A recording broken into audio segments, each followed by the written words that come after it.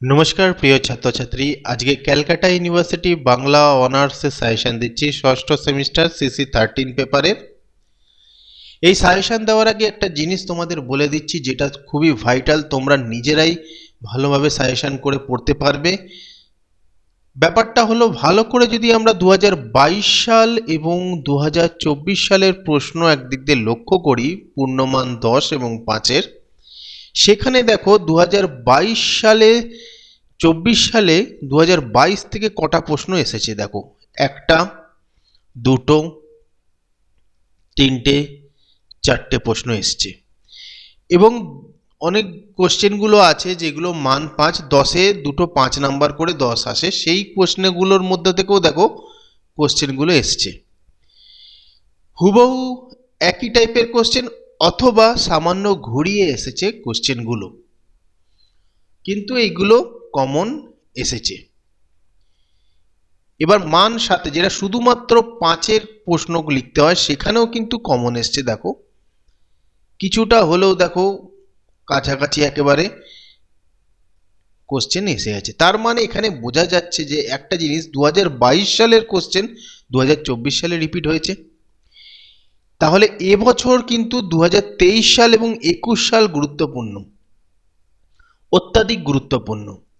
সেই হিসাবে যদি আমরা দেখি, সেখানে একটা ফাইনাল সাজেশন তোমাদের আমি দিচ্ছি, যেগুলো ভালো করে পড়বে। একবার দেখে নাও তোমাদের এই পড়াটা হয়েছে কিনা।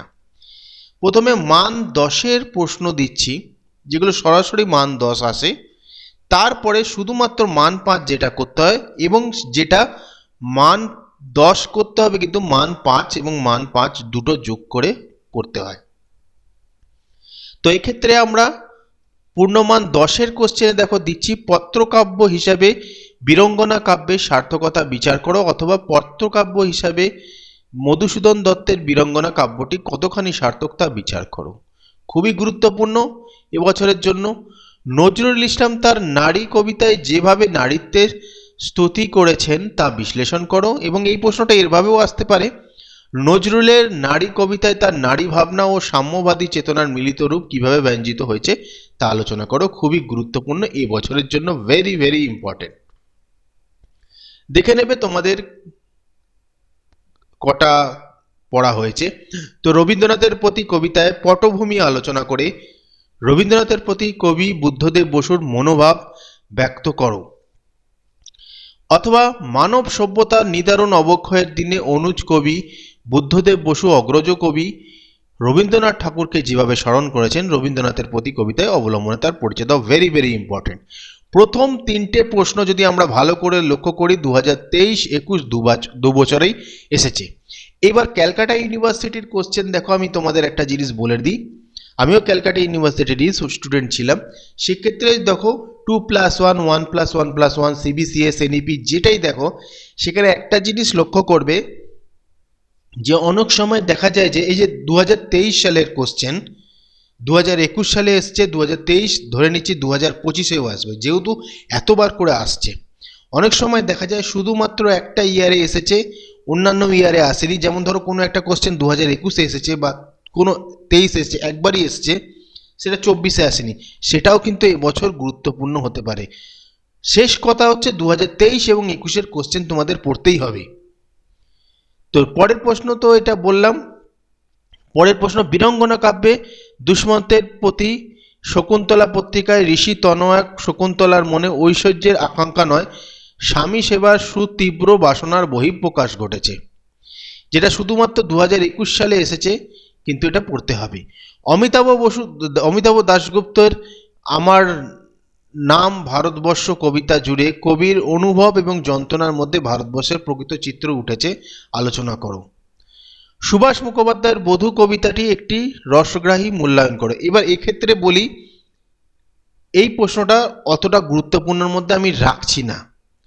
এখানে যতগুলো প্রশ্ন দিয়েছি সবকটাই গুরুত্বপূর্ণ, কিন্তু এটা আমি বাদ দিচ্ছি, মেন সাজেশন থেকে এটা সম্পূর্ণ বাদ দিয়ে দেওয়া হলো।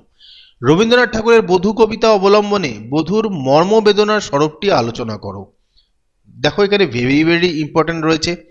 সোমের প্রতি তারা পত্রিকায় পুরাণের নবরূপায়ণ কিভাবে ঘটেছে আলোচনা করো। দেবতারে প্রিয় করি প্রিয়রে দেবতা তত্ত্বটি বৈষ্ণব কবিতা অবলম্বনে প্রতিষ্ঠা করো। বোধন কবিতায় কবির বক্তব্য কিভাবে ফুটে উঠেছে তা তোমার নিজের ভাষায় লেখো। নীলধ্বজের প্রতি জনা পত্রিকায় জনা চরিত্রের দৃঢ়তা কিভাবে প্রকাশ পেয়েছে তা আলোচনা করো। এটাও আমি মেন সাজেশন ফাইনাল সাজেশন থেকে এটা বাদ দিয়ে দিচ্ছি। বসুন্ধরা কবিতা অবলম্বনে রবীন্দ্রনাথের মর্তপ্রীতির পরিচয় দাও, এটা গুরুত্বপূর্ণ। তাহলে এখানের মধ্যে 10টা প্রশ্ন তোমাদের মান 10-এর জন্য পড়তেই হবে। মান 10-এর জন্য এই 10টা প্রশ্ন তোমাদের পড়তে হবে সরাসরি, যেটা মান 10 তোমাদের পরীক্ষায় আসে। পূর্ণমান 5-এর থেকে আমি দিচ্ছি বীরাঙ্গনা কাব্যের নায়িকারা কোন অর্থে বীরাঙ্গনা তা আলোচনা করো, অথবা বীরাঙ্গনা কাব্যের নায়িকারা কোন অর্থে আধুনিক বুঝিয়ে দাও। এটা কিন্তু খুবই গুরুত্বপূর্ণ এবছরের জন্য, ভেরি ভেরি ইম্পর্ট্যান্ট। জনা চরিত্রকে কি যথার্থ ট্র্যাজিক চরিত্র বলা যায়? শকুন্তলা পত্রিকা কিভাবে একটি অভিযোগপত্র হয়ে উঠেছে? ঠাঁই নাই ছোট সে তরি কবির এই বক্তব্যের নিহিতার্থ কি? বিদ্রোহর কারণ অনুসন্ধান করো। সহংবাদ কবিতাটির আধ্যাত্মিক সুরটির পরিচয় দাও। সোমের পতিতারা পত্রিকার প্রধান সুর প্রণয় ভিক্ষা সংক্ষেপে আলোচনা করো। এই যে প্রশ্নটা 2022 সালে এসছে, এই প্রশ্নটা এটাও কিন্তু আমি ফাইনাল সাজেশন থেকে বাদ দিয়ে দিচ্ছি। পরের প্রশ্নটাও আমি ফাইনাল সাজেশন থেকে বাদ দিচ্ছি। পরের এই প্রশ্নটাও আমি ফাইনাল সাজেশন থেকে বাদ দিচ্ছি। মেন সাজেশনে কিন্তু এগুলো সবকটাই রয়েছে, কিন্তু ফাইনাল সাজেশন যেহেতু করছি অনেকটা কমিয়ে দিতে হবে, তো এইগুলো আমি কিন্তু বাদ দিয়ে দিচ্ছি। 2022-এ যেগুলো 2024-এ আসেনি সেগুলো কিন্তু আসার চান্স রয়েছে, কিন্তু যেহেতু ফাইনাল সাজেশন সেটা আমি তোমাদের এটা বাদ দিয়ে দিলাম। সোনার তরী একটি রূপকধর্মী কবিতা সংক্ষেপে আলোচনা করো। হে দারিদ্র তুমি মোরে করেছো মহান উদ্ধৃতিটির তাৎপর্য বিশ্লেষণ করো। মেলাবেন তিনি কে কবিতায় তিনি কি মেলানোর কথা বলা হয়েছে? খুবই বিখ্যাত উক্তি। বুঝেছি কাদা হেতায় বৃথা উক্তিটির তাৎপর্য ব্যাখ্যা করো। নিরুদ্দেশের যাত্রা কবিতায় কবির যাত্রা লক্ষ্যহীন নয় কেন তা লেখো। এখানে কিন্তু একটা জিনিস বলে যাচ্ছি, এই মান 5 গুলো কিন্তু শুধু 7 নম্বরে যে মান 5 আসে সেটার জন্য দিচ্ছি না, মান 10-এর যে প্রশ্নগুলো যেটা 5+5-এ আসে সেগুলোও কিন্তু এখানে ইনক্লুড রয়েছে, তাই চিন্তা করো না, সব একসাথেই দেওয়া হচ্ছে। কবির নিরুদ্দেশ যাত্রার সংক্ষিপ্ত পরিচয় দাও। স্মৃতির শহরে কবিতা অবলম্বনে কবির প্রতীক্ষার স্বরূপ আলোচনা করো। স্মৃতির শহর কবিতায় কবি অন্ন বস্ত্র এবং শিক্ষার সমবন্টন এবং অধিকারের যে উল্লেখ করেছেন তার পরিচয় দাও।